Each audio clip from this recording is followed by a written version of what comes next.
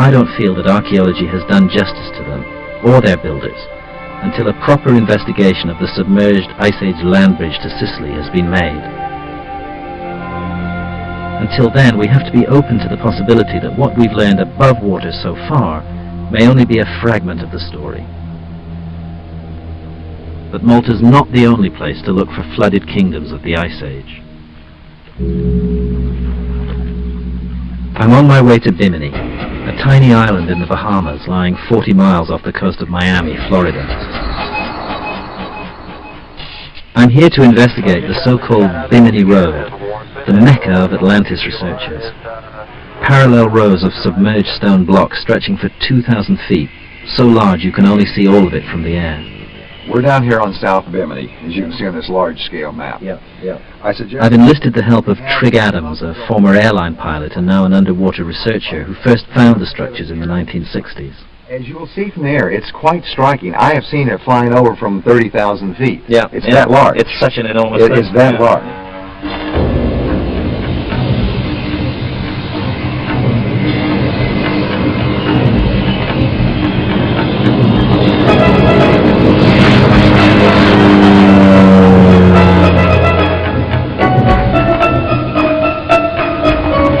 We're heading east out of Bimini, out over the flats, that is the Grand Bahama Bank. It was Trig's co-pilot, Bob Brush, who first noticed the structures here. He was constantly flying cargo planes all over this area in Central and South America. And he called me and he said, listen, I've spotted something. It's a big J-shaped formation in the water. And we were terribly excited by this. And we flew over here, we circled around, we took some pictures.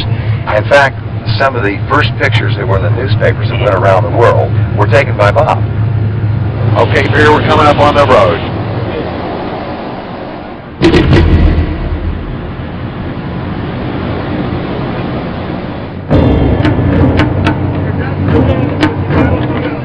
Soon after its discovery, claims were made that it was a remnant of Atlantis. But within 3 years, archaeologists and geologists had dismissed it as a natural phenomenon, and no further serious research has been done.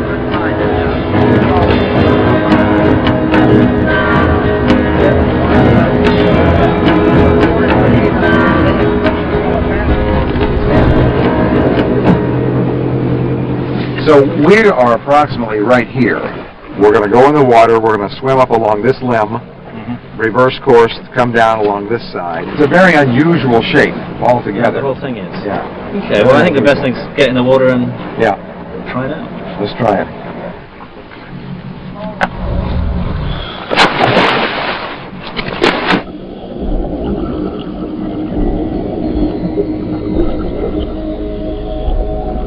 The giant blocks ought to speak for themselves, so structured and symmetrical they seem obviously to have been shaped by human beings.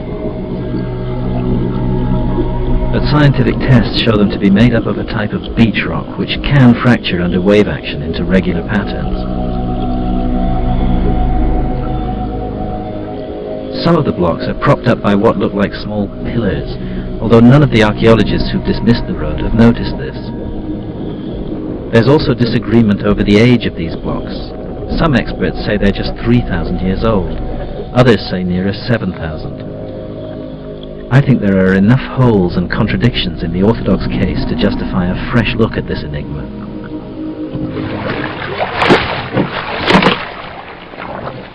The material we're dealing with is undoubtedly beach rock. I think the only question is whether human beings had a hand in its arrangement. What I've been seeing a lot of on this dive is the big pillar blocks perched on top of small blocks, which appear to be holding them up off the bedrock. Trigg pointed out a number of other anomalies that don't quite fit the orthodox picture of an entirely natural structure. There's a perfect example of a T-joint, but one of the big stones has moved out of position, forming a perfect rectangular area where it used to be. what makes me very interested in it is the existence during the last ice age of an enormous island right here, and just the kind of place where people would have been attracted to live, particularly when North America was gripped by the ice age and practically uninhabitable in many large areas. This probably would have been quite a paradise. If this were built when the sea level were lower, perhaps even a couple of 100 feet lower, this would have been a high point. It would have been a natural point for a fortress or a temple. The Bimini Road hardly looks like a fortress or a temple, since it's only one course high. But people around here say it was once much larger. An American, Captain Webster, is said to have brought barges and cranes here in the 1920s to quarry blocks of valuable granite that sat on top of the road. And granite is not found naturally anywhere on the Bahamas. A tall story? I thought so until we tracked down someone who actually remembers Captain Webster and his salvage crew lifting granite off the Bimini Road, where no granite remains today. Alvin Taylor is an 80-year-old former fisherman who watched the operations as a boy. He would bring in 2 barges with his tugboat. The tugboat was named Webster too. He had a crane and the regular divers. In those days they used to use this hand pump diving for surface feed. And like I say, he'd fill those barges up. And then what did he do with the stone that he'd brought out? Well, he takes it to the States, right? He took it back to the States? Yeah, because that's where they built up those jetties. We used to watch him because it was something to watch for us at that time, you know. He must have moved a lot of stone from here. Oh, you know, every summer, as far as I can remember growing up. Yeah. He made many trips. Where do you think that stone came from? All that stone, all that granite? I tell you, the whole thing is still a mystery. Those stones, there were a couple of tons. Yeah. Some of those stones. Yeah. So, how the heck did they get there? It's quite a mystery,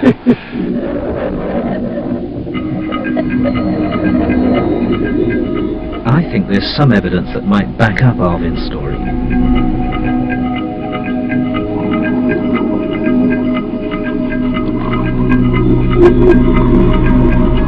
Triggered Eye came across a large collection of blocks on the seabed off the north of the island. Hundreds of blocks of what turns out to be granite, a type of rock that we know doesn't occur naturally on Bimini. Archaeologists argue that the blocks are just ship's ballast that was either dumped here or went down in a wreck.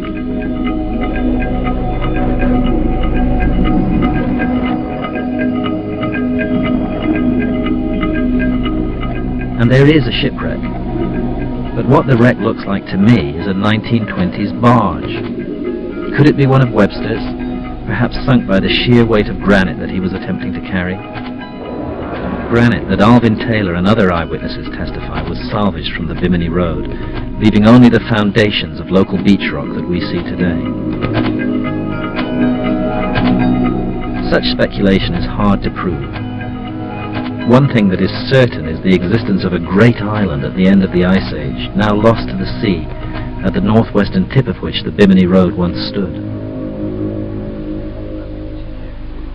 Professor John Gifford of the Miami Marine Institute doesn't believe that the structures so far discovered are made. But I asked him whether he'd considered the existence of this former island.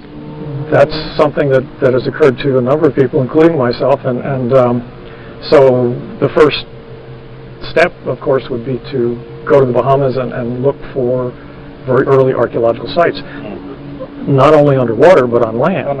So what have all of the archaeological surveys that have been done to date on all the islands in the Bahamas, the oldest site that has ever been found on land is only about 3,000 years old. Right. There's simply nothing older than that. On land? On land. How much marine archaeology has been